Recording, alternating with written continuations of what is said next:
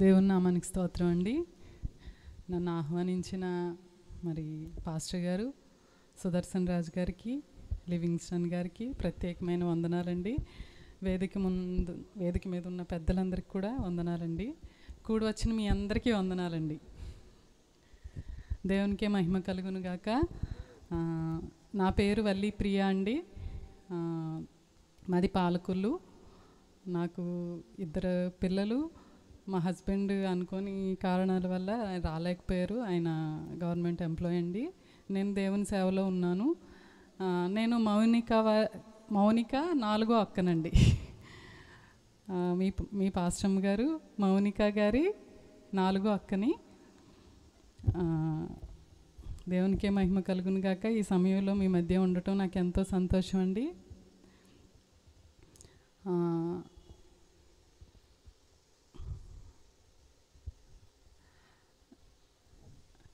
నా సాక్ష్యం అయితే పంచుకోనండి, ఎందుకంటే పంచుకుంటే టైం సరిపోదు, చాలా పెద్దదండి. 2017లో నేను మరణాన్ని ఒక అడుగు దూరంలో చూశానండి. అలాంటి సమయంలో నేను దేవుని సేవకి సంపూర్ణంగా సమర్పించుకున్నాను. లేకపోతే నేను కూడా ఉద్యోగం చేయాలనే ఆలోచనలో ఉన్నాను. నేను చదువుకున్నానండి. అయితే ఇంకా ఉద్యోగానికి వెళ్దాము అనుకునే సమయంలో నాకు ఒక హార్ట్ ప్రాబ్లం వచ్చిందండి. హెల్త్ ఇష్యూ వచ్చినప్పుడు నేను దేవునితో నిబంధన చేసుకున్నాను, నీ సేవలోనే కంప్లీట్గా కొనసాగుతానని. అప్పుడు దేవుడు నన్ను బ్రతికించి మీ మధ్య సాక్షిగా నిలవబెట్టారండి. నా సాక్ష్యం అంతా అయితే చెప్పను, కానీ ఈరోజు మీ మధ్య నేను ఇలా నిల్చున్నాను అని అంటే అది కేవలం దేవుని కృపండి, డాక్టర్స్ అయితే కాదు. దేవుడు మాత్రమే నన్ను బ్రతికించి ఆయన సాక్షిగా ఈరోజు మీ ముందు నిలబెట్టారు. సమస్త మహిమ యేసు ప్రభువుకే కలుగును గాక. Glory to God. యేసయ్యకే మహిమ అండి. ఈరోజు నాకు ఇవ్వబడిన టాపిక్ అండి, మీ టాపిక్కే చెప్తాను. మా లివింగ్స్టన్ గారు అయితే వదినమ్మ మీ ఇష్టం ఏది చెప్తారో అనేసి అన్నారు. అయితే నేను టాపిక్కే చెప్పాలనుకున్నానండి. చిన్న ప్రార్థన చేసుకుందాం అండి. మహాపరిశుద్ధుడా, మహోన్నతుడా, నిత్య నివాసి, ఘనమైన దేవ, మీ శ్రేష్టమైన విలువైన నామానికి కోట్ల కోట్ల కృతజ్ఞతాస్తుతులు చెల్లించుకుంటున్నాం. ఆశ్చర్యకరుడవు, అద్భుత కార్యాలు చేసేవాడువు, లేని వాటిని ఉన్నట్టుగానే చేయగలిగిన వాడువు, మృతులను సజీవులుగా చేయవాడువు, నాయన లేనివి ఉన్నట్టుగానే పిలవగలిగిన వాడవు ప్రభువా. పరిశుద్ధుడా, నీతిమంతుడా, న్యాయాధిపతి, గొప్ప దేవా, నీకే స్తోత్రములు. నేను ఈ సమయంలో నేను నిలబడి ఉన్నాను. పరిశుద్ధాత్ముడా, నన్ను నడిపించండి, బోధించండి నాయన. మీరే మాట్లాడమని నన్ను మరుగుపరిచి నాయన మీ ఆత్మ నడిపింపుని ఇక్కడ అనుగ్రహించమని, మీ ప్రజెన్స్ని ఇక్కడ నాయన ఈ ప్రాంతం అంతా యేసుక్రీస్తు నామంలో నాయన మీ ప్రజెన్స్ ఉండును గాక. అయ్యా నాయన ఆ విధంగా మీరు సహాయం చేయమని, పరిశుద్ధాత్ముడా నడిపించమని నన్ను మీ చేతులకు అప్పగించుకుంటూ మా రక్షకుడు మా కొరకు త్వరగా రానైనా నజరేయుడైన యేసుక్రీస్తు నామం పెట్టి అడిగి వేడుకుంటున్నాము తండ్రి, ఆమేన్. దేవునికి స్తోత్రం అండి. ఈరోజు నాకు ఇవ్వబడిన టాపిక్ ఏంటంటే కాఠిన్యం అండి. కాఠిన్యము అని అంటే నేను చెప్పేది కఠోర శ్రమ కాదు, ఇది వేరే కాఠిన్యం అండి. కఠోర దీక్ష, కాఠిన్యము వేరండి. అంటే కఠోర దీక్ష అనేది ఏంటంటే పట్టుదల లెక్కలోకి వస్తుంది, విల్ పవర్, అది వేరండి. నేను చెప్పే కాఠిన్యము, ఇక్కడ ఇవ్వబడిన టాపిక్ కూడా దానికి సంబంధించింది కాదు, వేరే. కాఠిన్యము అని అంటే దయ లేకపోవటం, క్రూరత్వం లేదా చెడు స్వభావం. అంటే కఠినులు అని అంటారు కదండి, అలా దయ లేకపోవటం అండి. ఈ కాఠిన్యం గురించి వాక్యంలో అనేక చోట్ల వ్రాయబడి ఉందండి. దేవుడు ఏం చెప్పారంటే మీరు కఠినులుగా ఉండొద్దు అని చెప్పారండి. ఎక్కువ చోట్ల నేను అన్ని వెర్సెస్ అయితే మీకు తీయను, కానీ కొన్ని 2-3 వచనాలు మాత్రమే తీయటానికి ప్రయత్నిస్తాను. మీ హృదయములను కఠినపరచుకొనకడి అని చెప్పి వాక్యంలో చాలా చోట్ల రాయబడి ఉందండి. కీర్తనలు 95:8 ఒక చోట రాయబడింది. తర్వాత హెబ్రీ 3:8 కూడా మీ హృదయములను కఠినపరచుకొనకడి. ఇది 2 ఒకే సందర్భం అండి. ఇశ్రాయేలీలు మేరీబా జలముల యొద్ద వాళ్ళ హృదయాన్ని కఠినపరుచుకున్నారనే అనే విషయంగా అనంటే వారు ఎంత చేసినా, దేవుడు వాళ్ళ జీవితంలో ఎన్ని కార్యాలు చేసినా వారు నమ్మలేక దేవుణ్ణి శోధించి వారి హృదయాలు కఠినపరుచుకున్నారండి. దాని గురించి వాక్యం మీ హృదయంలో కఠినపరచుకొనకడి అని వ్రాయబడి ఉందండి. అయితే మనము మన హృదయాల్ని కొనకూడదండి. అయితే కఠినంగా ఉండటం, కఠినంగా ఉండకపోవటం అనేది ఎవరికి వాళ్ళకి సంబంధించిన విషయం అంటారా, పుట్టుకతో వస్తుందంటారా?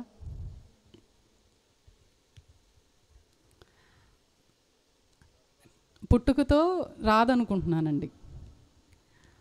అంతేనంటారా? దేవుడి దగ్గరికి వచ్చిన తర్వాత మనుషులు వేరుగా ఉంటారు, అంతకుముందు వేరుగా ఉంటారండి. మనము యేసు ప్రభు దగ్గరికి వచ్చినప్పుడు మారు మనస్సు అంటారు కదండి, మనసు మార్చుకుంటారు, వాళ్ళ స్వభావాన్ని మార్చుకుంటారు, వాళ్ళ నేచర్ని, అంటే వాళ్ళు ఏదైతే కలిగి ఉన్నారో దాన్ని దేవుని దగ్గరికి వచ్చినప్పుడు మారిపోతుందండి. అయితే కాఠిన్యం అనేది మాత్రం దేవునికి ఇష్టమైంది కాదండి. యెహెజ్కేలు గ్రంథంలో 2 చోట్ల రాయబడి ఉంటుందండి, 11, 19, 36, 26లో కూడా మీలో నుండి రాతి గుండెని తీసివేసి నేను మాంసపు గుండెని ఇస్తానని ఉందండి. అనంటే రాతి గుండె కూడా మాంసపు గుండెగా దేవుడు మార్చగలడండి.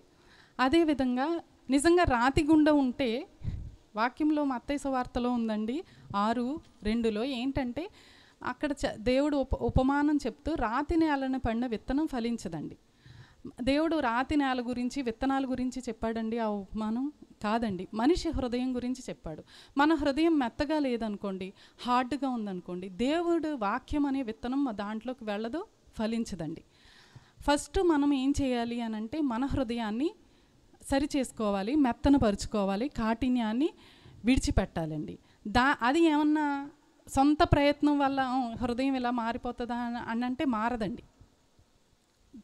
ఎలా మారుతుందంటే దేవుని వల్ల మాత్రమే, ఆయన మాత్రమే చేయగలిగిన రిపేర్ అండి అది. కఠిన హృదయం తీసివేసి మెత్తటి హృదయం ఎవరు ఇవ్వగలరంటే దేవుడు మాత్రమే ఇవ్వగలడండి. హృదయమును కఠినపరుచుకునేవాడు కీడులో పడునని సామెతలు 28:14లో ఉందండి. అంటే హృదయాన్ని ఎప్పుడైతే కఠినపరుచుకుంటారో వాళ్ళ కీడులో పడిపోతారంటండి. కీడనంటే అనేకమైన ఉపద్రవాలు, అది అని చెప్పలేమండి. వాళ్ళ జీవితంలో ఉపద్రవాలు సంభవిస్తూ ఉంటాయి. ఎందుకంటే వీళ్ళు హార్డ్గానే మిగిలిపోయారు, వాళ్ళ హృదయం మెత్తగా అవ్వలేదు. అప్పుడు ఏమవుతుందంటే కీడులో పడతాడంటండి. అందుకని దేవుడు ఏమంటున్నాడంటే మీ హృదయములను కఠినపరచుకొనకుడి అని చెప్తున్నాడు. ఇంకా చాలా వచనాలు ఉన్నాయండి, అవన్నీ నేను చెప్పను. కానీ రోమా 2:5 2 వచనాలే నేను మీకు చదివి వినిపించాలనుకుంటున్నాను.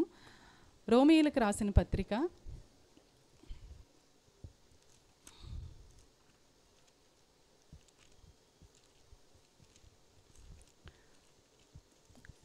2:5 చదువుకుందాం అండి. నీ కాఠిన్యమును మార్పు పొందని నీ హృదయమును అనుసరించి ఉగ్రత దినమందు, అనగా దేవుని న్యాయమైన తీర్పు బయలుపరచబడు దినమందు నీకు నీవే ఉగ్రతను సమకూర్చుకొంచున్నావు. ఆమేన్. నీ కాఠిన్యమును మార్పు పొందని నీ హృదయమును అనుసరించి ఉగ్రత దినమందు, అనగా దేవుని న్యాయమైన తీర్పు బయలుపరచబడు దినమందు నీకు నీవే ఉగ్రతను సమకూర్చుకొంచున్నావంట. అంటే మనము కాఠిన్యాన్ని విడిచిపెట్టి మన హృదయాన్ని మార్చుకోకపోతే ఉగ్రత దినం, అంటే దేవుడు మళ్ళీ ఒక్కరోజు వస్తున్నారు కదండి, గొర్రెపిల్లగా వచ్చిన ప్రభువు గర్జించు సింహం వలె రెండవ రాకల్లో తిరిగి వస్తారు కదా. వచ్చినప్పుడు అంట నీకు నీవే ఉగ్రతను సమకూర్చుకుంటున్నావంటండి. న్యాయమైన తీర్పు బయలుపరచబడు దినమందు నీకు నీవే ఉగ్రతను సమకూర్చుకొంచున్నావు అనంటే ఏంటంటే ఆ రోజు నువ్వు నీ హృదయాన్ని మెత్తట పరుచుకోకపోతే నీ ఏమంటారు, మన నాశనానికి మనమే పాత్రలం అవుతామండి. అయితే హృదయము మనము నేను ఇంకొక కంక్లూషన్ కూడా ఇస్తానండి. మనిషి సామర్థ్యం కాదండి. నీతిగా జీవించటం, భక్తిగా జీవించటం అనేది, మనసు మార్చుకోవటం, ఇవన్నీ కూడా దేవుడు మార్చేవండి. అయితే దేవుని దగ్గరికి ఎలా రావాలి అని కూడా నేను నాకు కొద్దిగా చెప్పాలని అనుకుంటున్నానండి. హెబ్రీయులకు రాసిన పత్రిక 3:13 ఒక్కసారి చదువుకుందామండి.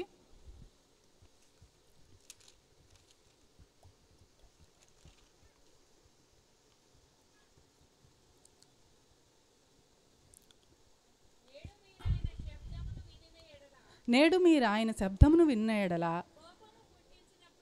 కోపము పుట్టించినప్పటి వలె మీ హృదయములను కఠినపరచుకొనకుడని ఆయన చెప్పెను గనుక పాపము వలన కలుగు భ్రమచేత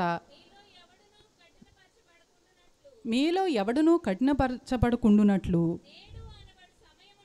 నేడు అనబడు సమయం ఉండగానే ప్రతిదినమును ఒకనికొకడు బుద్ధి చెప్పుకొనుడి. ఆమేన్. నేడు మీరు ఆయన శబ్దమును విన్న ఎడల కోపం పుట్టించినప్పటి వలె మీ హృదయములను కఠినపరచుకొడని ఆయన చెప్పెను గనుక. ఏంటంటేనండి, కోపము పుట్టించినప్పటి వలె. ఇప్పుడు వాక్యాన్ని వింటున్నారు కదండి. నేడు మీరు ఆయన శబ్దము వినిన ఎడల కోపము పుట్టించినప్పటి వలె అని అంటే పూర్వకాలంలో మీరు మీ స్వభావాన్ని విడిచిపెట్టక ముందు, లేకపోతే లోకంలో జీవించినప్పుడు దేవునికి కోపం పుట్టించారంటారా? కోపం పుట్టించాం కదండి. మనం అందరం కూడా దేవుని ఏదో సందర్భంలో కోపం పుట్టించాము. అప్పటి వలె అంటే కోపం పుట్టించినప్పటి వలె మీ హృదయంలో కఠినపరచుకుడని ఆయన చెప్పాను గనుక. కొనకుడని అంటే అప్పటి వలె మీ హృదయాన్ని మళ్ళీ కఠినపరచుకొనుకుడి. పాపము వలన కలుగు భ్రమచేత మీలో ఎవడనూ కఠినపరచబడకుండునట్లు నేడు అన్న సమయం ఉండగాని. అంటే పాపము వలన కలుగు భ్రమ ఏంటండి? పాపం అంతా భ్రమేనండి, అంతా భ్రమే. పాపం వలన కలుగు భ్రమచేత ఏంటి అని అంటే, ఇప్పుడు సింపుల్ వర్డ్స్లో చెప్పాలి అని అంటే, మనము సమయం ఉందండి, నేడు అని సమయం ఉండగానే ఇంకా చాలా చక్కగా వ్రాయబడిందండి ఈ వచనం.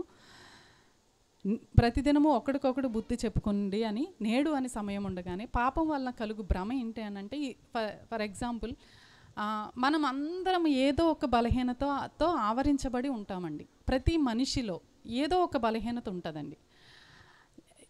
ఎవ్వరూ పర్ఫెక్ట్ కాదండి. నీతిమంతుడు లేడు, ఒక్కడు లేడు అని వాక్యం చెప్తుంది.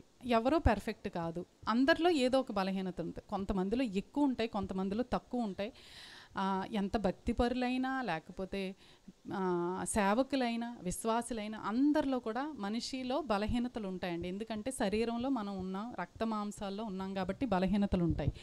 అయితే ఏం చేయాలంటే, పాపం వలన కలుగు భ్రమచేత అనంటే, కాసేపు ఎక్కువ సమయాన్ని ఫోన్ చూసుకుంటూనో లేకపోతే లోకంలో గడుపుతూ సంఘానికి దూరం అయిపోయి మీ సమయాన్నంతా దుర్వినియోగపరుచుకుంటూ మీరు అలానే గడుపుతూ ఉన్నారనుకోండి, ఒకానొక సమయంలో మీ హృదయం కఠినం అయిపోద్దండి. ఇంకా అది ఎంత హార్డ్ అయిపోతుందంటే, అందుకే అది వార్నింగ్ ఇస్తున్నాడండి ప్రభు ఇక్కడ, మీ హృదయంలోను కఠినపరచుకొనకుడి. అంటే ఒక రోజంతా ఫోన్ చూడటం, ఒక రోజంతా లేకపోతే లోకంలో ముసలమ్మ ముచ్చట్లు చెప్పుకోవటం, లేకపోతే ఇంకొకటి చేస్తూ మీరు అలా గడిపినప్పుడు ఏమవుతుందంటే, హృదయం ఉండగా సహవాసానికి దూరమయ్యి, దేవునికి దూరమయ్యి, వాక్యానికి, ప్రార్థనకి, అన్నిటికీ దూరమయ్యి, లోకంలో కంప్లీట్గా కలిసిపోయినప్పుడు హృదయం అంతా కంప్లీట్గా కఠినమైపోద్దండి. ఆ కఠినమైనప్పుడు వాళ్ళ ఉగ్రతకి ఎవరంటే నువ్వే సమకూర్చుకుంటున్నావు. నీ ఉగ్రతని ఎవరు సమకూర్చట్లా. అయితే ఏం చేయాలండి? అందరం బలహీనులమే. అందరూ పరలోకంలో నుండి దేవదూతలుగా ఎవరూ పుట్టలేదండి. అందరూ హార్డ్ వర్క్ చేసి దేవుని దగ్గర మనల్ని మనం సరి చేసుకోవాలి. అయితే దీనికి ఏం చేయాలి అని అంటే, సహవాసాన్ని మిస్ అవ్వకూడదండి. అంటే ఇలా సంఘంగా కూడుకోవటాన్ని మిస్ అవ్వకూడదు. ఏదో మీరు బలహీనతతో ఆవరింపబడి ఉన్నా సరే, పలానా బలహీనతను నేను జయించలేకపోతున్నాను, మీకేముందో ఎవరికి వాళ్ళకే తెలుస్తుందండి. అయినప్పటికీ కూడా ఆ బలహీనతతో ఉన్నప్పుడు కూడా సహవాసాన్ని మిస్ కాకుండా దేవుని సన్నిధికి క్రమంగా వస్తూ ఎంతో కొంత ప్రార్థన చేసుకుంటూ, బైబిల్ చదువుకుంటూ అలా మనము కట్టుబడి ఉన్నప్పుడు ఏమవుతుందంటే, వాక్యం అండి నరుకుతుందండి, పొడుస్తుందండి. ఏదో ఒక సందర్భంలో వాక్యం మిమ్మల్ని దర్శిస్తుంది. అప్పుడు మీలో ఆ కఠినత్వం పోయి మెత్తగా అవుతుందండి. మీ రాతి గుండె మీలో నుండి వేయబడి మాంసపు గుండెగా మారుతుంది. పేతురు గారు వాక్యం చెప్పినప్పుడు వాళ్ళు ఒకే రోజు 3000 మంది మారు మనసు పొందారు కదా. అప్పుడు వాక్యంలో రాయబడి ఉంటుందండి, హృదయంలో పొడవబడి. అంటే దేవుని సన్నిధికి వస్తే ఏదో ఒక ముక్క పట్టుకుంటుందండి. అలా దేవునికి సన్నిధికి కంప్లీట్గా దూరం అయిపోయి లోకంలో కలిసిపోయి ఇంకా అలా ఉన్నప్పుడు వాళ్ళ ఉగ్రతని అంటండి వాళ్ళే సమకూర్చుకుంటున్నారంట. మీరందరూ ఈరోజు మీరు ఎందుకు వచ్చారండి దేవుని సన్నిధిలోకి? మీరు ఏ ఉద్దేశంతో వచ్చారో మీకే తెలుసు. కానీ వచ్చిన తర్వాత దేవుడు దర్శిస్తాడండి. ఏదో ఒక మీ అవసరతల్లో మీ హృదయంలో ఆ వాక్యం ఏదో ఒకటి నరుకుతుందండి. నరికి ఏం చేస్తుందంటే మీకు మెత్తటి హృదయాన్ని కలుగచేస్తుంది. అప్పుడు కాఠిన్యం తొలగిపోతూ ఉంటుంది. అందుకే ఏం చేయాలంటే సహవాసాన్ని మిస్ అవ్వకూడదండి. కొద్దో గొప్ప ప్రార్థించటాన్ని, బైబిల్ చదవటాన్ని, సంఘానికి కట్టుబడి ఉండటాన్ని మిస్ అవ్వనప్పుడు ఏదో ఒక వంతులో 30 దంతులుగానో 60 దంతులుగానో 100 అంతులుగానో పరలోక రాజ్యాన్ని చేరుకునే అవకాశం ఉంటుంది. గొర్రె పిల్ల ఉగ్రత దినాన్ని తాళగలిగిన వారు ఎవ్వరు అని వాక్యం చెప్తుందండి. అప్పుడు నీ హృదయాన్ని కఠినపరుచుకుంటే అప్పుడంటే ఉగ్రతను నీకు నువ్వే సమకూర్చుకుంటున్నావని వాక్యం స్పష్టంగా చెప్తుందండి.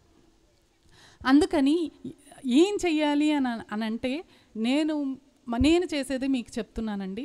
నేనేమి పైనుండి దిగి రాలేదండి. నేను బలహీనతలతో ఆవరింపబడి ఉంటాను. అందరూ బలహీనతతో ఉంటారు. నేను 100కి 100% పర్ఫెక్ట్ అంటే నేను ఎవరిని నమ్మనండి. ఎందుకు అనంటే సత్పురుషుడు లేడు. యేసుప్రభు ఒక్కడే సత్పురుషుడు అండి. ఆయన ఒక్కడే నీతిమంతుడు. ఆయన ఒక్కడే సత్పురుషుడు, పాపం లేనివాడు. మనుషులందరూ ఏదో ఒక బలహీనతతో ఆవరింపబడి ఉంటారు. అయితే మనం ఏం చేయాలి అనంటే ఫస్ట్ చెప్పాను కదండి, సంఘానికి కట్టుబడి ఉండాలి. తర్వాత మీరు సహవాసంలో ఉండాలి, వాక్యం వినాలి, వాక్యం వింటూనే ఉండాలి. మీరు బలహీనతలను జయించి సంపూర్ణులుగా మార్చబడటం కోసం పుట్టిన బిడ్డ అప్పుడే ఎదిగిపోడు కదండి. చంటి బిడ్డగా ఉంటాడు, పాలు తాగుతాడు, తర్వాత అన్నం ముట్టిస్తారు, అలా క్రమక్రమంగా ఎదుగుతూ ఉంటారు కదా. అలానే మనం ఆత్మీయంగా మారు మనసు పొంది పుట్టిన తర్వాత మనము సంఘంలో ఎదుగుతూ ఉండాలండి. ఎప్పుడైతే సంఘానికి దూరం అవుతారో వాళ్ళు హృదయం కఠినపరచబడి వాళ్ళ ఉగ్రతని వాళ్ళే సమకూర్చుకుంటున్నారంటండి. అందుకని కాఠిన్యాన్ని మనము విడిచిపెట్టాలండి. అయితే విడిచిపెట్టడానికి ఏంటి మార్గము అని అంటే వాక్యం సెలవిస్తుందండి. యోవేలు గ్రంథము 2 అధ్యాయంలో ఉంటుంది, తీయొద్దులేండి. ఏంటంటే మనము ఏం చేయాలంటే మన హృదయం కోసం, మన హృదయ కాఠిన్యం కోసం. హృదయాన్ని ఎవరు మార్చగలరండి? ఇర్మియా గ్రంథంలో హృదయం అంటే మోసకరమైందంటండి, ఘోరమైన వ్యాధి గలది, 17వ అధ్యాయంలో ఉంటుందండి. ఎలా అంటే ఇప్పుడు మన హృదయాన్ని మనం ఎలా మార్చుకోగలము అని అంటే ఆ హృదయ కాఠిన్యం ఎలా పోతుంది అని అంటే దేవుని దగ్గరకు వచ్చి మనం వినయంతో ఆయన్ని అడగాలండి. ప్రభువా, నా హృదయం ఏ ఏరియాలో కఠిన పడిపోయింది, ఎక్కడ నేను కాఠిన్యంతో ఉన్నాను, ఆ కాఠిన్యం నాలో నుండి తీసివేయండి అని దేవుణ్ణి అడగాలండి. అవసరమైతే ఉపవాసం ఉండాలి. ఎందుకంటే మనం జనరల్గా ఏం చేస్తామంటే మన అవసరతల కోసం, మన పిల్లల కోసం మనం ఉపవాసాలు ఉంటాము, ప్రార్థనలు చేస్తాం. కానీ హృదయం కోసం ఎప్పుడైనా ఎవరైనా ఉపవాసం ఉన్నారండి? ఎందుకంటే హృదయం కఠినపరచబడినప్పుడు ఎవరికి తెలియదండి వాళ్ళ హృదయం కఠినంగా ఉంది, హార్డ్గా ఉంది అనేది. కొన్ని సందర్భాల్లో పైకి కొంతమంది తెలుస్తారు, కానీ కొంతమంది పైకి తెలియకుండానే హృదయంలో కఠినంగా ఉంటారండి. అందుకే యోవేలు 2:13లో ఏమని ఉంటుందంటే మీ ఉపవాసం ఉండండి. తర్వాత ఆ వచనంలో ఏమని ఉంటుంది, మీ వస్త్రములను కాక మీ హృదయములను చింపుకొనుడి. పూర్వకాలం పాత నిబంధన గ్రంథంలో వాళ్ళు వస్త్రాలు చింపుకొని, బూడిద వేసుకొని, గోనెపట్ట వేసుకొని ఉపవాసం ఉండేవారండి. అప్పుడు ప్రభు ఇప్పుడు అలా చెప్పట్లేదండి. ఏమనంటే మీ హృదయములను చింపుకొనుడి. అంటే చింపుకోవటం అంటే హృదయాన్ని చింపేయటం అండి కాదండి. మనము దేవుని దగ్గరికి వచ్చి దీనత్వం కలిగి, ప్రభువా నాలో ఏ లోపం ఉందో నాకు తెలియదు. దావీదు గారు కూడా ప్రార్థన చేశారు కదండి 51వ కీర్తనలో, దేవా నా యందు శుద్ధ హృదయము కలుగు చేయము, నా అంతరంగంలో స్థిరమైన మనస్సు నూతనంగా పుట్టించు. మన హృదయాన్ని అండి మనం సరిచేసుకోలేమండి. హృదయ కాఠిన్యం మనం ఎరగమండి. ఏ ఏరియాలో మనం ఇంకా కఠినంగా ఉన్నామో మనకు తెలియదండి. కాబట్టి ఫస్ట్ నేను 2 విషయాలండి. కాఠిన్యమును మనం విడిచిపెట్టకపోతే ఉగ్రతకి మనమే పాత్రలం అవుతాను. సొంతగా ఏంటంటే సమకూర్చుకుంటున్నావు నీ ఉగ్రతను నీవే. 2:5 మీరు ఇంటికి వెళ్ళాక ఒక్కసారి రోమా 2:5 ధ్యానించండి. తర్వాత హెబ్రీ 13:13 ఒకటి ధ్యానించండి. ఎందుకనంటే కాఠిన్యం కలిగి ఉంటే గనక మన ఉగ్రతను మనమే సమకూర్చుకుంటున్నామని ఈ 2 వచనాల్లో చాలా స్పష్టంగా రాయబడి ఉందండి. పాపము వలన కలుగు భ్రమచేత ఎవడునూ కఠినపరచబడుకున్నట్లు నేడు అనబడు సమయం ఉండగాని ప్రతిదినము ఒకరినొకడు బుద్ధి చెప్పుకొనుడి. అంటే అవసరమైతే ఒకళ్ళకొకళ్ళు నువ్వు ఇలా ఉన్నావు, ఇలా ఉండకూడదు. సంఘంలో అందరూ క్రీస్తు రక్తం వల్ల అందరూ రక్త సంబంధులే కదండి. సంఘం అంటే సంఘముకి ఆయన శిరస్సు, సంఘం ఆయన దేహం కాబట్టి అందరూ అవయవాలు లాంటి వాళ్ళు అందరూ ఒక్కటే కాబట్టి ఒకళ్ళొకళ్ళు అవసరమైతే బుద్ధి చెప్పుకోవాలండి. బుద్ధి చెప్పుకొని సరిచేయబడుతూ ఉండాలి. ఆ కాఠిన్యము, హృదయ కాఠిన్యాన్ని విడిచిపెట్టాలి. విడిచిపెట్టినప్పుడు దేవుని రాజ్యానికి వారసులవుతారు. అయితే నీతిమంతులు మనము హృదయ కాఠిన్యాన్ని విడిచిపెట్టి మనకు మనం సాధకం చేసుకోవలసిన విషయాలు కొన్ని ఉంటాయండి. కఠినానికి వ్యతిరేక పదం ఏంటండి? కాఠిన్యానికి ఎవరైనా కరెక్ట్గా చెప్పండి. ఇంకా సున్నితం, సెన్సిటివ్. దాన్ని ఇంకొక వాక్యపు భాషలో అయితే కనికరం అండి. కఠినానికి వ్యతిరేక పదం కనికరం. దేవుడు ఎటువంటి దేవుడు అండి? కనికరం కలిగిన దేవుడు. వాక్యంలో ఏమని రాయబడి ఉందంటేనండి, నేను కనికరమునే కోరుచున్నాను కానీ బలిని కోరను. మత్తయి సువార్త 9 మొత్తం వద్దండి, 9:13 ఉంది, 12:7 కూడా అదే వచనం ఉందండి. తర్వాత ఇదే వచనం పాత నిబంధన గ్రంథంలో కూడా హోషియా 6:6 నేను కనికరమునే కోరుచున్నాను కానీ బలిని కోరట్లేదు. అంటే దేవుడు బలిని కోరే దేవుడు కాదండి, కనికరాన్ని కోరుతున్నాడండి. ఆయన కనికరం గల హృదయాన్ని కోరుతున్నాడండి. మీ తండ్రి కనికరం గలవాడై ఉన్నట్లు మీరును కనికరం గలవారై ఉండరు. లోక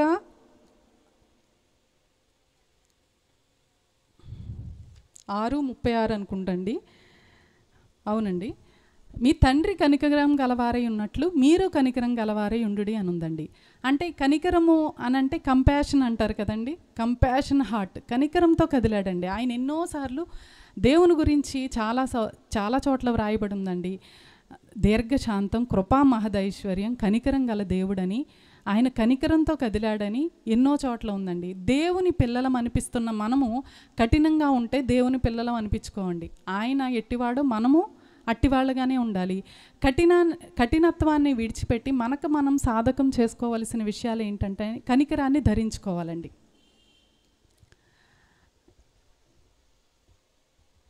అన్ని విషయాల్లో కనికరం కలిగి ఉండాలండి. నేను చాలా ఈజీగా వీళ్ళు ఏ స్వభావం కలిగి ఉన్నారు అని చాలా ఈజీగా ఒక్క విషయంలో అయితే నేను జడ్జి చేసుకుంటానండి. మామూలుగా చెప్తున్నాను. ఎందుకంటే కఠినత్వం కలిగి ఉన్న వాళ్ళ దగ్గర దేవుని ప్రేమ ఉంటుంది అని నేను అనుకోనండి. చాలా ఈజీగా జడ్జి చేసి అవతలకి గెంటేసాం అనుకోండి, మరి దేవుని పిల్లలు అవుతామండి? అది ఏ విషయంలోనైనానండి. సామెతల్లో ఉంటుందండి, ఈవెన్ నీతిమంతుడు తన పశువుల ప్రాణాన్ని దయతో చూచునందండి. అనంటే కనికరం అన్ని ఏరియాల్లోనూ కనిపిస్తుందండి. మనం దేవుని పిల్లలు అనిపించిన వాళ్ళు చాలా కనికరంగా ఉండాలండి. కనికరం లేకుండా మీరు కఠినంగా వ్యవహరిస్తున్నారనుకోండి, అంటే దేవుని లక్షణం మీలో ఇంకా కార్యసాధకం కాలేదండి. అంటే మనం అన్ని విషయాల్లో కంపాషన్ హార్ట్ కలిగి ఉండాలండి. ఒక పాపంలో పడిపోయిన వ్యక్తిని చూసి మనం అసహించుకున్నామంటే క్రీస్తు మనలో నివసించట్లేదనండి. ఆయన ఎలా అయితే వాళ్ళని ప్రేమించాడో మనం కూడా ప్రేమించాలండి. మనం పాపాన్ని ఎంకరేజ్ పాపాన్ని ద్వేషించాలి కానండి, పాపిని కాదండి. వాళ్ళని చూసి కనికరంతో వాళ్ళకి చేయగలిగిన సహాయాన్ని మనం చేయాలండి. అప్పుడు మనం దేవుని పిల్లలం అనిపించుకుంటాం. వాళ్ళని అన్ని విధాలుగానండి, ఒక్క విషయంలోనే కాదండి, అన్ని విషయాల్లో కూడా మనం కనికరాన్ని చూపించాలి. వాక్యంలో ఉంది కదండి, యాకోబు రాసిన పత్రిక 1:27 ఏమని ఉంటుందంటే, తండ్రి అయిన దేవుని ఎదుట పవిత్రమును నిష్కలంకమైన భక్తి ఏదనగా దిక్కులేని పిల్లలను విధవరాండ్రను వారి ఇబ్బందుల్లో పరామర్శించుటయు ఇహలోక మాలిన్యము తనకండకుండా తన్ను తాను కాపాడుకునుటయే అని ఉందండి. సింపుల్గా తేల్చేశారండి. భక్తి అంటే ఏంటి అనేది యాకోబు గారు చాలా ఈజీగా చెప్పేశారండి. ఏంటంటే దిక్కులేని పిల్లల్ని విధవరాండ్రని వారి ఇబ్బందిలో పరామర్శిస్తూ ఈ లోక పాపం అంటకుండా జీవించటమే అన్నారండి. వాక్యం ఎప్పుడూ సత్యమే. నిజంగా అదొక్కటి చేసినా నువ్వు భక్తి చాలండి. అందరినీ కనికరించాలండి. నీ కాళ్ళు చేతులు బాగానే ఉన్నాయి కదా పోతలకి, మరి దేవుడు మనల్ని అలా అంటే అసలు మనం దేవుని దగ్గరికి వెళ్ళటానికి అర్హులమా అండి? అసలు నిజంగా దేవుని ప్రేమ ఎంత గొప్పదండి. పాపులు ఇంకనూ పాపంలో ఉండగానంటండి మన దేవుడు ప్రేమించాడంట. తన ప్రాణాన్ని యెషయా 53లో ఒక్క వచనం నన్ను ఎంత కదిలిస్తుందని అంటే, ఆయన తన ప్రాణమును ధారపోసెను అని ఉంటుంది. అంటే తన రక్తాన్ని అంతటినీ ధారపోసాడండి. ఎవరి కోసం? నీతిమంతుల కోసమా? పౌలు గారు ఒక చోట రాశారు కదండి, నీతిమంతుల కోసం సైతం చనిపోవటం అరుదు. ఒకవేళ తెగించినా కూడానండి పాపుల కోసం ఎవరు చనిపోరండి. కానీ యేసు ప్రభు పాపుల కోసం వచ్చాడు, పాపుల కోసం చనిపోయాడండి. మరి మనం ఏం చేయాలండి? దేవుని పిల్లలు అనిపించిన వాళ్ళు మనం చనిపోవక్కర్లేదు, కానీ కనీసం క్షమించగలగాలి, కనీసం ప్రేమించగలగాలండి. వారిని క్షమించి యాక్సెప్ట్ చేయాలి, కనికరం చూపించాలండి. దేవుడు రక్తాన్ని ధారపోసినప్పుడు మన పాపమంతా తీసుకొని అంటండి, లోక పాపమంతా తీసుకొని మ్రాను మీద మోసుకొని వెళ్ళిపోయాడని 1 పేతురు 2:24లో ఉంటుందండి. ఏంటంటే ఆయన మన పాపమంతా తీసుకొని మ్రాను మీద మోసుకొని వెళ్ళిపోయినప్పుడు దేవుని పిల్లలుగా మనం కూడా కొంతమందిని కనికరించే బద్దులమై ఉన్నామండి. క్షమించాలి. నేను క్షమించను. చాలామంది దగ్గర నేను వింటూ ఉంటానండి, నేను క్షమించనండి, వాళ్ళు నాకు ఎంత ద్రోహం. మరి దేవుడు నీ పాపాల చిట్టా అంతా ఒకసారి బయటికి తీస్తే, దేవుడు మన క్షమించిన ప్రకారం మనం కూడా ఒకరినొకరు క్షమించాలండి. దేవుడు మన ప్రేమించిన ప్రకారం మనం కూడా ఒకరినొకరు ప్రేమించాలి. దేవుడు మన కనికరించిన ప్రకారం దేవుడు నీతిమంతుల మీద అనీతిమంతుల మీద కూడా తన వర్షాన్ని కురిపిస్తున్నాడంట, సూర్యుని ఉదయింపచేస్తున్నాడంట. దేవుడు ప్రేమ అయి ఉన్నాడండి. ఆయన ఎంత పాపి అయినా, నిజంగా ఆహాబు గురించి పాత నిబంధన గ్రంథంలో ఉంటుందండి. తను ఎంత ఘోరం చేసినా కూడా ఆఖరిన గోని పట్టేసుకొని వణుకుతూ భయపడేసరికి తను కూడా జాలిపడ్డాడండి. ఆయన దేవుడి మనసు ఎంత గొప్పదంటే యోనా రాస్తాడండి, నువ్వు దీర్ఘశాంతుడు, కృపా మహదేశ్వర్యం గలవాడు, జాలి గలవాడు, దయగలవాడు, నన్ను మళ్ళీ విడిపిస్తావు అని చెప్పి అత్యంత వాత్సల్యం అండి. పాస్టర్ గారు గుర్తు చేశారు. నేను నిజంగా అత్యంత వాత్సల్యం అండి. అంటే ఒకని తల్లి కన్నా ఎక్కువ వాత్సల్యం అండి భూమి మీద. ఏంటంటే యెషయా 49లో ఉంటుంది, వారైనా మరుస్తారేమో, అసలు తల్లి మరుస్తుందండి? తల్లి మరవదండి. సరైన తల్లి అయితే బిడ్డని, సరైన కాని తల్లులు కూడా ఉన్నారులేండి లోకంలో, అందుకే సరైన తల్లి అన్నాను నేను. సరి కాని తల్లులు కూడా వింటున్నాం కదండి చాలా. సరైన తల్లి అయితే పేగులు తరుక్కుపోతాయండి. ఎందుకంటే నేను తల్లినే కదండి, నాకు తెలుసండి నా పిల్లలకి జ్వరం వచ్చినా నేను తట్టుకోలేనండి. సొలొమోను 2 వేసీల విషయంలో చూస్తాం కదండి, వాళ్ళు వేసీలు అయినప్పటికీ అందులో తన పేగులు తరుక్కుని వద్దు అందంట. అలా దేవుడు అత్యంత వాత్సల్యం గలవాడండి, కృపా మహదైశ్వర్యం గలవాడు, దయగలవాడు, జాలి గలవాడు, నువ్వు వేవేలకి కృప చూపేవాడు. అటువంటి దేవుణ్ణి కలిగి ఉన్నామని చెప్పి మనం కఠినంగా ఉన్నామనుకోండి, కాఠిన్యం చూపిస్తున్నాం అనుకోండి, ఇంకా దేవుని ప్రేమ ఏముందండి? దేవుని ప్రేమ ఏమీ లేదు కదా. ఇంకొకటి కూడా నేను చెప్పదలుచుకున్నానండి.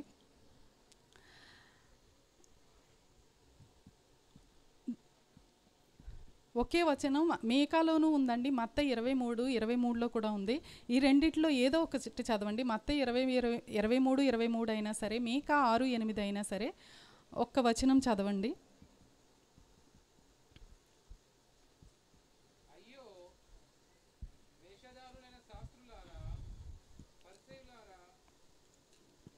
అదేనండి, చదవండి. పుదీనా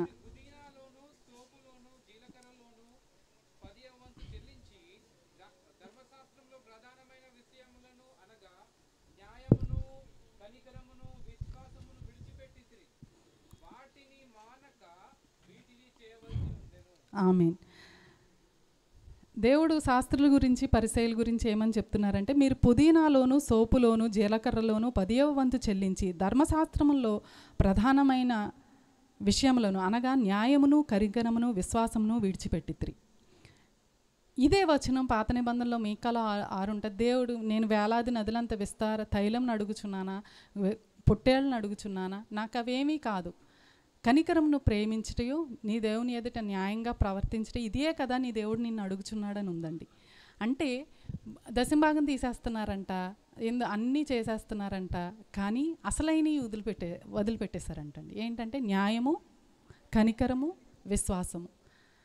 దేవుడు మన్ని కనికరాన్ని ప్రేమించమంటున్నాడండి, న్యాయంగా ప్రవర్తించమంటున్నాడు, విశ్వాసంగా ఉండమంటున్నాడు. విశ్వాసము వారి ఇంకొక చోట కూడా ఉందండి. యోహాను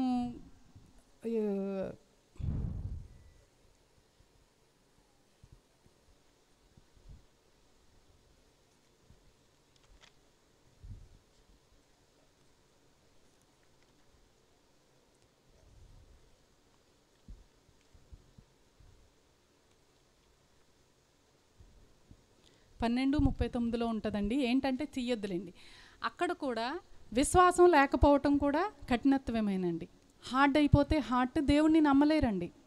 చెప్పాను కదండి, రాతి నేలను పడిన విత్తనాలు అని అంటే అది రాతి నేల అంతా హృదయంకి సంబంధించిన విషయమేనండి. అది ముళ్ళ పొదల్లో పడిన విత్తనాలు, ఇది వాక్యము, హృదయము. అయితే రాతి నేలను పడిన విత్తనం ఎలా ఫలిస్తుందండి? ఫలించదు కదా. అందుకని హృదయం మెత్తపరుచుకోవటానికి నేనేం చెప్పానండి, దేవుణ్ణి అడగాలి, అవసరమైతే ఉపవాసం ఉండాలి, కనికరాన్ని ప్రాక్టీస్ చేయాలండి. అంటే కనికరాన్ని ప్రాక్టీస్ చేయటం అంటే కనికరం చూపించాలండి. మన దగ్గరకు వచ్చిన వాళ్ళు, దేవుడు మనని త్రోసివేస్తే చెప్పాను కదండి, కాళ్ళు చేతులు బాగానే ఉన్నాయిగా, నువ్వెందుకు అడుక్కుంటున్నావు అవతలపో అని చాలామంది వింటూ ఉంటాను నేను. దిగజారి అడుక్కుంటున్నాడు కదండి. అడుక్కున్నప్పుడు పోన్లే ఒక 10 రూపాయలు ఎంతో ఇవ్వగలిగితే ఇవ్వాలండి. అప్పుడు పరలోకంలో మన చూస్తూ ఉంటుంది కదండి, పరలోకంలో మనకు మార్కులు పడతాయంటారా? పడతాయి. ఎందుకంటే మీ తండ్రి కనికరం గలవారై ఉన్నట్టు మీరు కూడా కనికరంగా. మరి దేవుడు మన అన్నీ తీసి చూపించి మనకు మేలు చేయాలంటే అసలు మేలు చేయటానికి మనం అర్హులం కాదండి. దేవుడి నుండి మేలు పొందటానికి ఏ మనిషి అర్హుడు కాదండి. దేవుడు ఎంతో పరిశుద్ధుడు, నీతిమంతుడు. ఆయన అన్నీ తీసి బయటికి తీశాడంటే మనం మంచివాళ్ళమని, గొప్పవాళ్ళమని, భక్తిపరులమని దేవుడు మన పట్ల కనికరం చూపించట్లేదు, కానీ ఆయన స్వభావం ద్వారా మనకు కనికరం చూపిస్తున్నాడండి. ఆయన మంచివాడు, ఆయన కనికరం గలవాడు కాబట్టి మనకి అలా చేస్తున్నాడు. కాబట్టి మనం కూడా అదే కనికరాన్ని ధరించుకోవాలండి, కాఠిన్యాన్ని విడిచిపెట్టాలి. దేవుడు ఎలా ఉన్నాడో మనం అలా. దేవుని సింహం పిల్లలు సింహానికి సింహపు పిల్లలే పుడతాయండి, కుక్కలు పుట్టవు కదండి. మనము సింహపు పిల్లల్లానే ఈ లోకంలో ఉండాలి. దేవుడు ఏదైతే స్వభావాన్ని ధరించుకొని, అసలు నేను అనుకుంటానండి దెయ్యాలు వచ్చంటండి, అది తెలుసు కదండి మీకు అందరికీ, దెయ్యాలు వేడుకున్నాయంటండి ఆయన్ని ఏమని, మమ్మల్ని ఈ పందుల్లోకి వెళ్ళనిమ్మని. వాటికి కూడా సరే ఆయన సరే మిక్కిలి బతిమాలుకున్నాయని ఉంటే ఓకే అన్నాడు ఆయన. ఆయన అంత దెయ్యాలకి ఎవరైనా జాలి చూపిస్తారండి, కానీ మన దేవుడు అంత గొప్పవాడండి. నేను చాలా సందర్భాల్లో కనాను స్త్రీ విషయంలో ఆమె విశ్వాసాన్ని పరీక్షించడానికి ఆయన అలా అన్నారు, కానీ ఆమె విశ్వాసము తెలుసు దేవుడికి. ఆమెకి కుక్క పిల్లలు తీసుకొని కుక్క పిల్లలకు వేయటం యుక్తం కాదన్నారండి. అప్పుడు ఏంటంటే, అవును ప్రభువా నిజమే, కుక్క పిల్లలు కూడా తన యజమానుని బల్ల మీద నుండి తీసుకొని తింటాయి కదా అని చెప్పి ఆమె నేల మట్టుకు తగ్గించుకునేసరికి, అమ్మ నీ విశ్వాసము గొప్పది, ఆమె విశ్వాసాన్ని ఘనపరిచాడండి దేవుడు అక్కడ. అందుకని ఆ మాట అన్నారు. కానీ ఆయన దగ్గరికి వచ్చిన ఏ ఒక్కరిని ఆయన వట్టి చేతులతో పంపించలేదండి. మనం కూడా ఆయన పిల్లలు అనిపించుకునేవాళ్ళు, మన ఆ స్వభావాన్ని ధరించుకోవాలి, కఠినత్వాన్ని విడిచిపెట్టి కనికరాన్ని ధరించుకోవాలండి. ఆయన ఎలా మంచివాడై ఉన్నాడు, ఆయన ఎలా కనికరం గలవాడై ఉన్నాడు, ఆయన ఎలా నీతిమంతుడై ఉన్నాడో ఆ స్వభావాన్ని మనం ధరించుకోవాలండి. ప్రార్థనలో పోరాడాలి. ప్రభువా, మానవ స్వభావం చెడ్డదండి, మానవ స్వభావం ఎప్పుడూ చెడ్డదే. పాత నిబంధన గ్రంథం నుండి దేవుడే అన్నాడు కదండి, నరుల హృదయం వారి ఆలోచనలు ఎల్లప్పుడూ చెడ్డవంటండి. కానీ ప్రభువే మన కోసం భూమి మీదకి దిగొచ్చి ఆయన ఈ మట్టి ఘటాల్లో మహిమేశ్వర్యాన్ని పెట్టి ఆయనే మనలోకి దిగొచ్చి ఇప్పుడు ఆయన భూమి యొక్క అడుగు భాగాలకి దిగి ఆకాశ మండలం గుండా కూడా వెళ్ళిపోయారండి. మనం కూడా అలానే మనల్ని కూడా అలా తీసుకెళ్ళటానికండి. మనలో ఎవరున్నారండి? పరిశుద్ధాత్ముడు ఉన్నారు కదండి. పరిశుద్ధాత్ముడు అంటే ఎవరండి? దేవుడే కదండి. ఆయన వెళ్ళి మళ్ళీ వచ్చారండి, వచ్చి మనలో ఉండి మన తీసుకెళ్తారండి. ఇప్పుడు మన సామర్థ్యం కాదండి. మనం ఏమి ఆకాశ మండలం గుండా వెళ్ళలేమండి. అది మన సామర్థ్యం కాదు, ప్రభువు సామర్థ్యం. కాబట్టి ఎక్కడికి వెళ్ళాలండి? ప్రభు దగ్గరికి వెళ్ళాలి. 6 నెలల సహవాసం చేస్తేనంట వాళ్ళు వీళ్ళు అవుతారంట. మనం ప్రభువుతో సహవాసం చేసినప్పుడు మన స్వభావం మారుతుందండి. మన యొక్క నేచర్ అనేది మారుతుంది. కాబట్టి మనం కఠినత్వాన్ని విడిచిపెట్టి, దేవుడు మన తండ్రి ఏ విధంగా అయితే కనికరం గలవాడై ఉన్నాడో మనం అలా కనికరాన్ని ధరించుకోవాలండి. అన్నిటికన్నా ముఖ్యమైన విషయం ఏంటంటేనండి, గుప్పుడు విత్తనాలు తీసుకొని మనం ఇలా నేల మీద చల్లాం అనుకోండి. ఏ విత్తనాలు చల్లితే, ఇప్పుడు నేను చల్లానండి, ధనియాలు చల్లాను, కొత్తిమీర మొక్కలు వస్తాయి. ధనియాలు చల్లితే జీలకర్ర మొక్కలు రావు కదండి. ఏది విత్తుతామో అదే కోస్తామండి. మత్తయి సువార్తలో ఉంటుందండి 5:7, కనికరం గల వారు ధన్యులు, వారి కనికరం పొందుదురు. మనం కనికరంగా ఉన్నాం అనుకోండి, దేవుడు మన పట్ల కనికరం చూపిస్తాడు.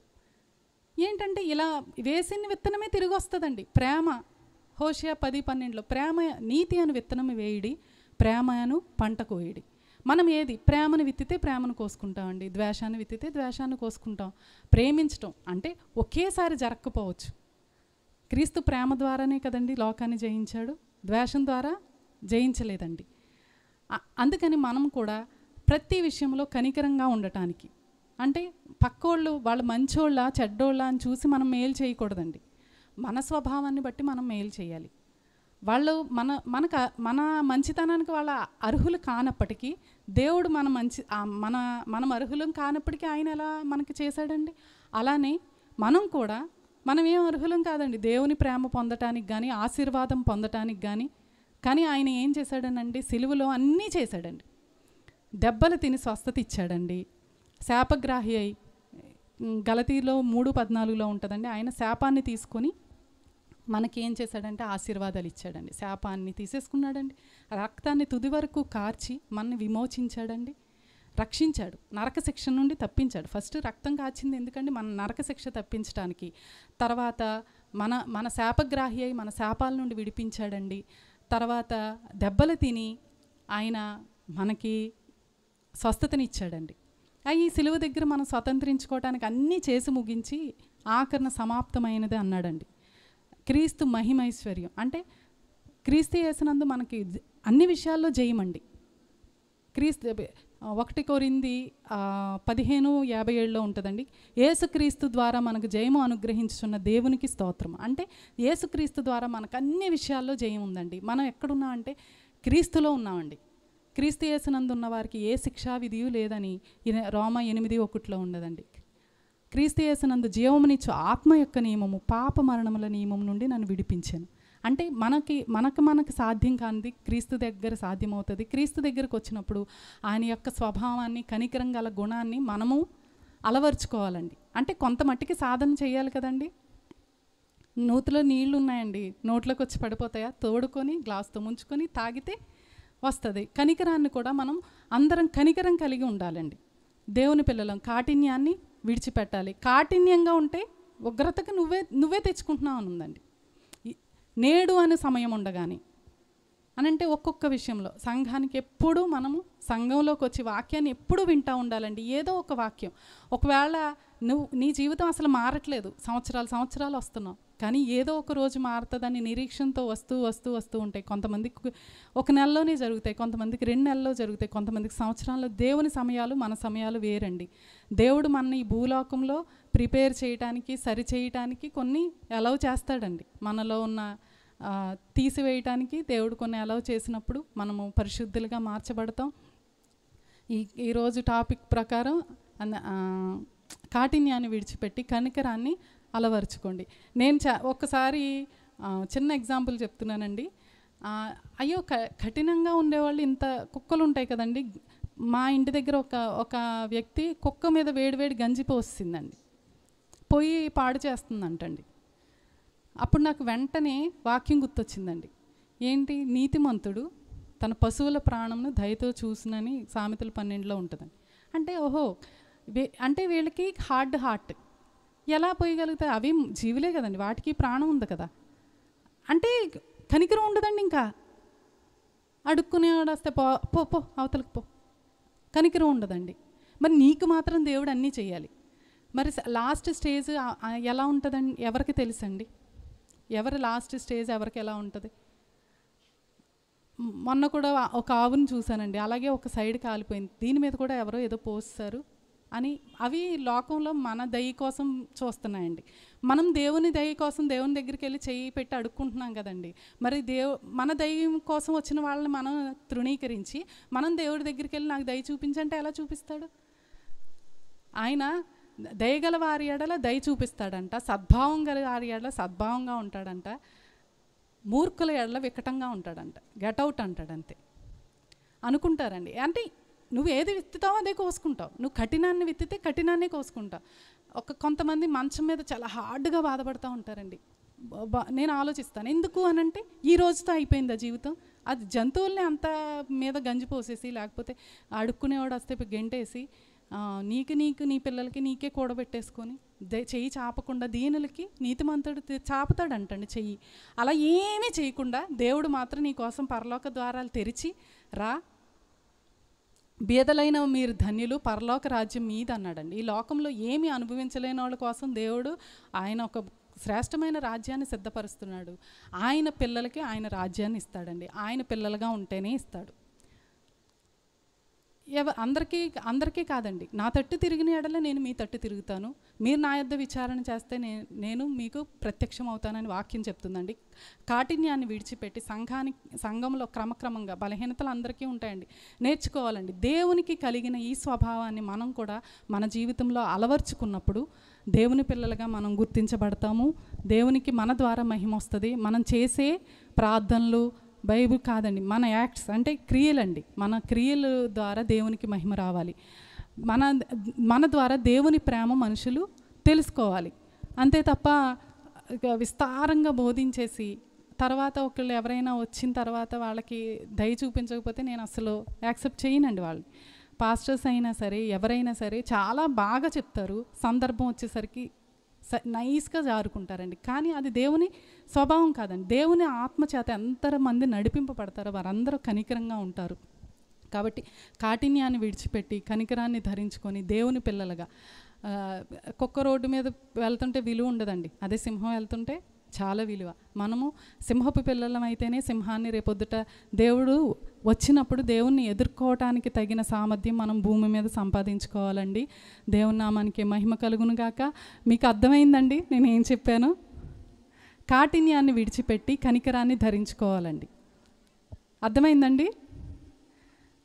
మన స్వభావ సిద్ధంగా మనకు అన్ని లక్షణాలు వచ్చేవి, కానీ మనం అలవరుచుకోవాలండి. దేవుని వాక్యాన్ని శ్రద్ధగా చదివి వాక్యం చదవటానికి కాదండి, ఆచరించటానికి. దేవుని వాక్యం ఏం చెప్తుందో ఆ ప్రకారం దేవుని భక్తులు ఏం చేశారో, దేవుడు అక్షరం కాదండి, ఆత్మ అండి దేవుని వాక్యం అంటే. చదివేసి అని చదివేశాం కదా అని ఆచరించడానికి మన జీవితం ద్వారా దేవుని చూపించాలండి. దేవుని నామానికి మహిమ కలుగును గాక. పాస్టర్ గారికి వందనాలండి. మీరందరూ ఆ విధంగా మార్చబడాలని. దేవుని రాజ్యంలో దేవుడు అతి సమీపంగా ఉందండి. దేవుని రాజ్యం దేవుడు ఎప్పుడు వస్తారో మనకు తెలియదండి. ఆ సమయాలు మనకి సంపూర్ణంగా తెలియవు, కానీ ఎప్పుడు దొంగ వలె వస్తానన్నాడండి ఆయన. ఎప్పుడు వచ్చినా దేవుణ్ణి ఎదుర్కొనే వారిగా మనం ఉండాలి. మనము దేవుని దగ్గర హంబుల్గా సరెండర్ అయిపోయి, అంటే దేన మనస్సుతోటి మనము ప్రభువా దయ చూపించు, కనికరం చూపించు, నన్ను మార్చు అని అడిగినప్పుడు దేవుడు అందరికీ సహాయం చేస్తాడండి. మన హృదయం కోసం కూడా హృదయాన్ని చింపుకోవాలని ఇప్పుడైనాను మీరు ఉపవాసం ఉండి నిజంగా నా వైపు తిరగండి, మీ హృదయాల్ని చింపుకోమని దేవుడు వాక్యం సెలవిస్తుందండి. మీ హృదయం కోసం మీరు అందరూ ప్రార్థన చేసుకోండి. ఎవరిలో కఠిన హృదయం ఉందో, దయ లేకుండా, కనికరం లేకుండా, జాలి లేకుండా ఎవరైతే ఉంటున్నారో, పాపులను కూడా మనము చేదరించడానికి కుదరదండి. వాళ్ళు నిజంగా నీకు వాళ్ళ మీద కనికరం ఉంటే నాయన వాళ్ళని కూడా ఆత్మీయులుగా మార్చు అని ప్రార్థన చేయాలండి. నేను చూస్తూ ఉంటానండి, ఇదివరకు మా హస్బెండ్ అందరితో వద్దు వాళ్ళతో మాట్లాడుకు వీళ్ళతో మాట్లాడుకు అనేవారండి. వాళ్ళు మన మార్చేయలేరండి, మనం వాళ్ళని మార్చగలుగుతాం. యేసు ప్రభువుకి పాపుల స్నేహితుడని పేరుంది కదండి. నేను రోగులకే కానీ ఆరోగ్యవంతులకి వైద్యుడు అక్కర్లేదు. ఆయన అందరినీ మార్చాడండి. ఆయన అందరూ మార్చేశారా? ఆయన ఇప్పుడు మనలో ఉన్నాడండి. మనం ఎదుటి వాళ్ళని మార్చగలుగుతాం, కానీ వాళ్ళని బట్టి మనం మారిపోవండి. అది అలా అని మార్చలేని వాళ్ళు వెళ్ళి నేను మార్చుదామని మాత్రం ప్రయత్నించకండి. మీకు ఆ స్ట్రాంగ్నెస్ ఉంటేనే వాళ్ళతో స్నేహం చేసి వాళ్ళని మార్చగలిగిన దేవుని అభిషేకము ఆత్మ ఉంటే, ఎందుకంటే యేసుక్రీస్తు నిన్న నేడు నిరంతరం ఏకరీతిగా ఉన్నాడండి. హెబ్రీ 13:8 ఉంటుందండి. ఆయన ఇప్పుడు మన మధ్య సజీవుడిగా ఉన్నారు. ఆయనే మీతో మాట్లాడుతున్నారు, నేను కాదండి. దేవుడు ఇప్పుడు సజీవుడిగా మీతో మాట్లాడుతున్నారు. ఈ మాటలన్నీ ఆయనవే. వాక్యము ది వర్డ్ ఈజ్ గాడ్ అండి. వాక్యమే దేవుడు, ఆయన మాటే సత్యం. ఆ వాక్యంలోనే ఆయన జీవం, వాక్యంలోనే ఆయన ఆత్మ. పరిశుద్ధాత్మ ప్రేరేపణ ద్వారా మాత్రమే ఈ వాక్యంలో అన్నీ వ్రాయబడినాయండి. దేవుని నామానికి మహిమ కలుగును గాక. మీరందరూ దీన మనస్సు కలిగి, కనికరం కలిగి, కఠినత్వాన్ని విడిచిపెట్టి దేవునిలో కొనసాగాలని, దేవుడు ఆ విధంగా మీకు అందరికీ సహాయం చేయాలని నేను కోరుకుంటున్నానండి. నాకు అవకాశం ఇచ్చిన సేవకులకి వందనాలు, పాస్టర్ గారికి వందనాలు, పెద్దలందరికీ వందనాలు. ఈ చిన్న వాక్యం దేవుడు మన వినికిల్లో దీవించును గాక. ఆమేన్. చిన్న ప్రార్థన చేసుకుందాం అండి. మహాపరిశుద్ధుడా, మహోన్నతుడా, యేసు ప్రభువా, మీ శ్రేష్టమైన విలువైన నామానికి స్తోత్రాలు తండ్రి. నాయన ఈ బిడ్డలతో ఈ సమయంలో నాయన కొన్ని మాటలు పంచుకోవడానికి నాయన వాక్యం వెల్లడేగిన తోడనే వెలుగు కలుగునన్నారు. మీ మాటలు వీరితో పంచుకున్నందుకు నాయన మీ కృతజ్ఞతాస్తుతులు చెల్లించుకుంటున్నాను తండ్రి. అయ్యా, విత్తబడిన వాక్యం వీరి హృదయాల్లో పడి ఫలించడానికి సహాయం చేయండి తండ్రి. రాతి నేలగా నాయన ఎవరున్నారో తండ్రి, నాయన వారికి మాంసపు గుండెను దయచేయండి ప్రభువా. నాయన కనికరం దయచేయండి, నాయన దయ దయచేయండి ప్రభువా. నాయన వారిని మార్చండి తండ్రి. మారు మనస్సు దయచేయండి నాయన. నూతనమైన నాయన మనస్సు వారికి ఇవ్వండి ప్రభువా. నాయన వారందరూ కూడా నాయన ఇంకా నీలో కనికరం కలిగి కొనసాగటానికి సహాయం చేయండి నాయన. సంఘంలోకి వస్తున్నారు నాయన, దినదినం ఎదగటానికి నాయన, ఆత్మీయ ఆహారాన్ని భుజించి నానాటికి ఎదిగి ఫలించటానికి సహాయం చేయండి నాయన. నాయన ఎక్కడ నాయన మారు మనసు పొందిన స్టేజ్లోనే మిగిలిపోకుండా నాయన దినదినం ఎదగటానికి అట్టి కృప వీరికి కలుగునుగాక. అయ్యా, అట్టి కృప వీరికి కలుగునుగాక. యేసయ్యా, మీకే మహిమ ఘనత ప్రభావములు చెల్లిస్తున్నాం. మాకు కాదు యెహోవా, మహిమ నీకే కలుగునుగాక. సమస్త మహిమ ఘనత ప్రభావములు మీకే ఆరోపిస్తున్నాను ఆయన. వీరందరినీ మార్చండి, నీ రాజ్యానికి అర్హమైన పాత్రలుగా ప్రతి ఒక్కరిని సిద్ధపరచమని ప్రార్థిస్తున్నాను. మహాపరిశుద్ధుడా నాయన, నాయన సొంత శక్తి చేతనైనను భక్తి చేతనైనను కాదు కానీ ఆత్మ ద్వారానే అన్నవుతండి. పరిశుద్ధాత్ముడా, మీ ఆత్మ ద్వారా వీరందరినీ నాయన నానాటికి ఎదిగి ఫలింపచేసి నాయన, నువ్వు వచ్చినప్పుడు నాయన నిన్ను ఎదుర్కొనే బలమైన సంఘంగా, వధువు సంఘంగా వీరందరూ సిద్ధపడటానికి అట్టి కృప వీరికి దయచేయమని, మేలు చేయమని, పాస్టర్ గారికి మంచి ఆరోగ్యం దయచేయమని నాయన, లివింగ్స్టన్ గారిని ఇంకా రాబోయే కాలానికి నాయన గొప్పగా నాయన సిద్ధపరచమని, వాడుకోమని, అనేకుల్ని నాయన నీ వైపు తిప్పటానికి నాయన వీరి కుటుంబాన్ని బలంగా వాడుకోమని, మావయ్య గారికి మంచి ఆరోగ్యం ఇచ్చి నాయన వారి జీవితాల్లో ఇంకా ఎన్నో మేళ్ళు దయచేయమని, ఈ సంఘాన్ని నాయన ఇంకా అభివృద్ధి పరచండి తండ్రి. నాయన స్థిరమైన పునాదులు కూడా కలిగించండి ప్రభువ. నాయన నీవు చేయగలిగిన వాడువు, సమర్థుడవు ప్రభువ. నాయన సమస్తాన్ని సమకూర్చి జరిగించండి నాయన. మా సొంత శక్తి కాదు ప్రభువ, నాయన నీ శక్తి మీద ఆధారపడి నేను ప్రార్థిస్తున్నాను తండ్రి. నాయన ఇక్కడ ఒక అద్భుత కార్యాన్ని జరిగించండి ప్రభువ. యెహోవా ఇల్లు కట్టించిన ఎడల దాని కట్టువారి ప్రయాస వ్యర్థమన్నావు. యెహోవా పట్టణంను కాపాడని ఎడల దాని కావలి వారు మేలుకొని ఉండుట వ్యర్థమన్నావు ప్రభువ. నువ్వు కట్టించింది ఎవరి ప్రయాస నాయన పని చేయొద్దు తండ్రి. నాయన మీరొక నాయన మంచి నాయన ఇక్కడ ఒక స్థిరమైన నాయన చర్చిని మీరు అనుగ్రహించమని ప్రార్థిస్తున్నాను. అన్ని విషయాల్లో మేలు చేయమని నేను యేసుక్రీస్తు నామం పేరిట వీరందరినీ నేను ఆశీర్వదిస్తున్నాను. నాయన నీ ఆశీర్వాదం నుండి వీరందరూ నాయన ఎదిగి ఫలించే కృప దయచేయమని, నాయన మేలు చేయమని, అందరినీ దీవించమని, మా రక్షకుడు మా కొరకు త్వరగా రానైనా నజరేయుడైన యేసుక్రీస్తు నామం పేరిట అడిగి వేడుకుంటున్నాము తండ్రి. ఆమేన్. థ్యాంక్ యూ అండి. అందరికీ వందనాలు. God bless you. దేవుడు మిమ్మల్ని దీవించును గాక.